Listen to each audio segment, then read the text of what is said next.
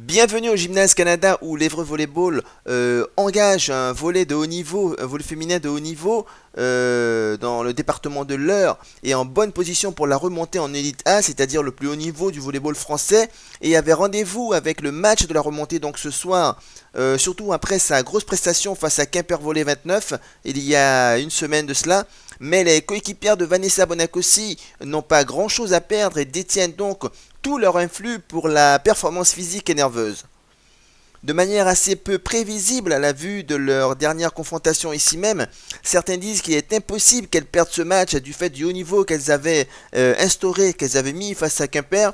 D'autres disent au contraire qu'il est possible qu'un relâchement trop prononcé, après avoir engagé donc une concentration maximale face aux Finistériennes, pouvait les inhiber, les empêcher de développer leur jeu.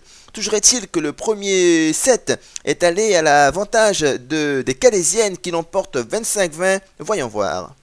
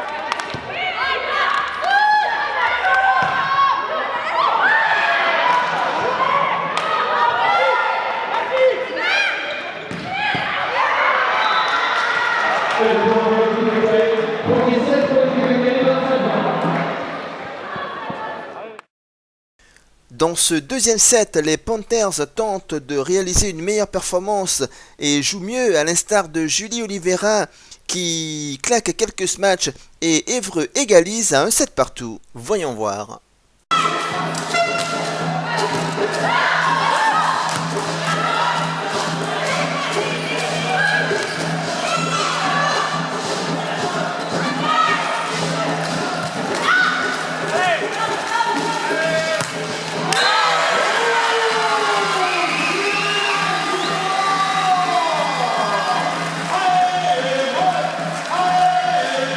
La soirée des 7 gagnés perdus perdure car cette fois-ci sans contestation car les filles d'Olivier Lardier déjouent au contraire de celles de Lilia Danglan qui s'impose 18-25. Voyons voir.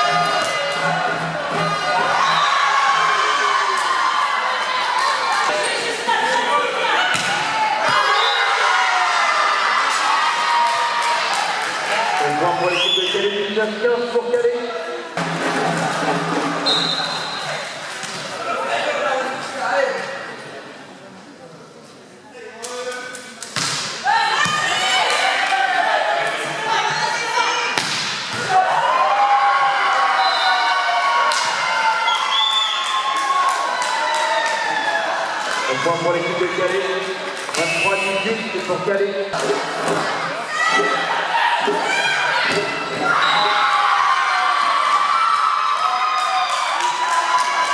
Et le point accordé avec Caractère Thomas. 24-18 pour Calais. Au service Gargana Marinova.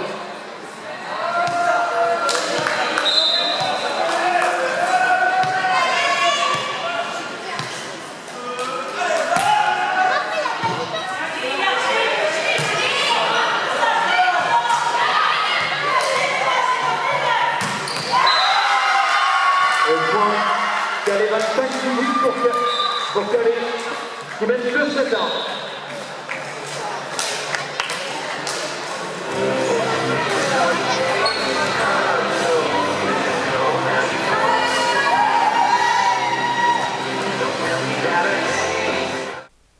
Et le chassé-croisé continue car Évreux fait jeu égal et finit par l'emporter dans ce quatrième set de 2 petits points, 25-23. Voyons voir.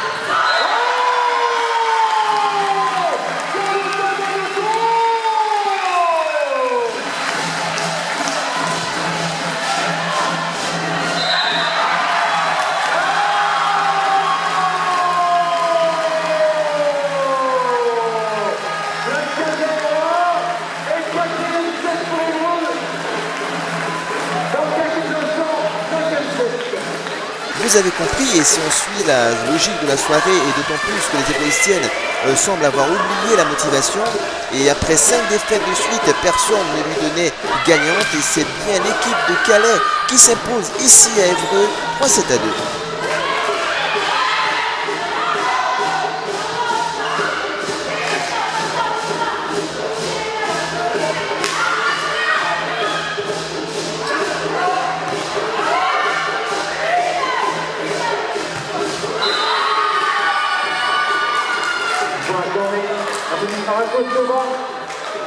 Johnson pour Calais.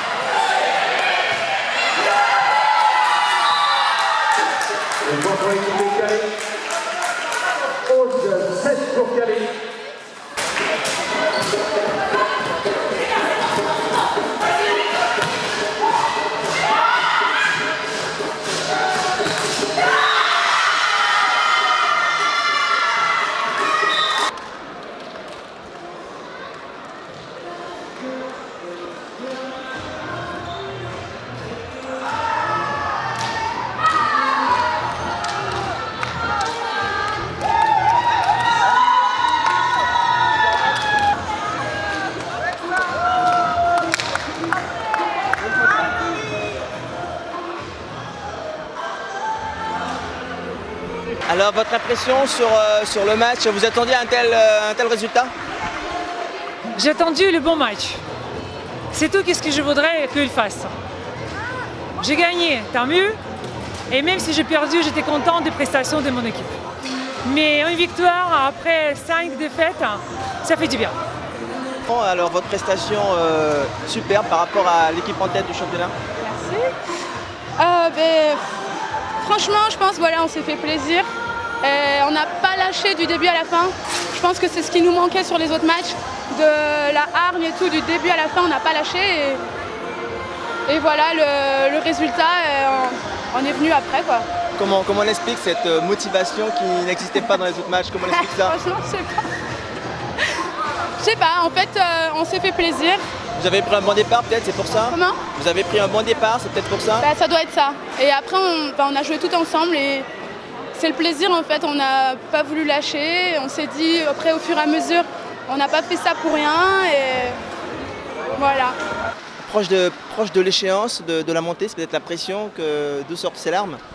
Je ne sais pas, non, les larmes, c'est que je suis énervée pour ma prestation, pour ce qui s'est passé et c'est tout. Mon équipe, mais voilà. Non, Malgré un calendrier pas forcément facile. Oui, mais au final, on a montré que malgré le calendrier pas facile, on avait gagné à Calais, on a gagné à Marques, on a gagné Quimper, donc on n'est pas une petite équipe, je pense.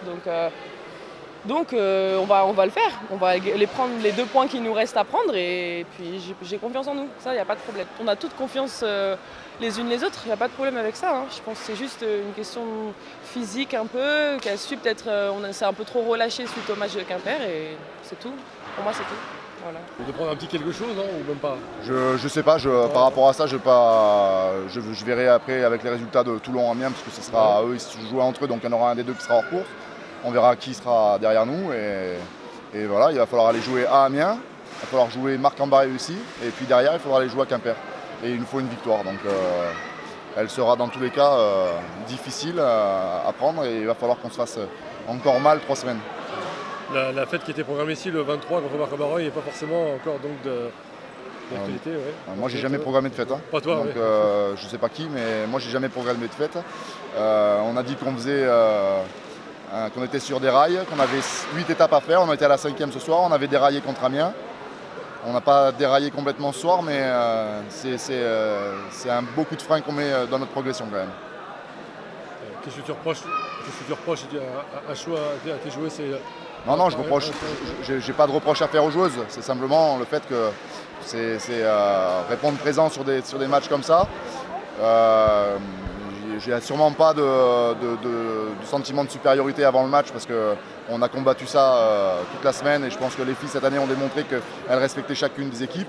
Maintenant je pense qu'on a des problèmes nous à régler qui sont des problèmes d'ordre médicaux, de soins et de récupération pour finir la saison. Voilà.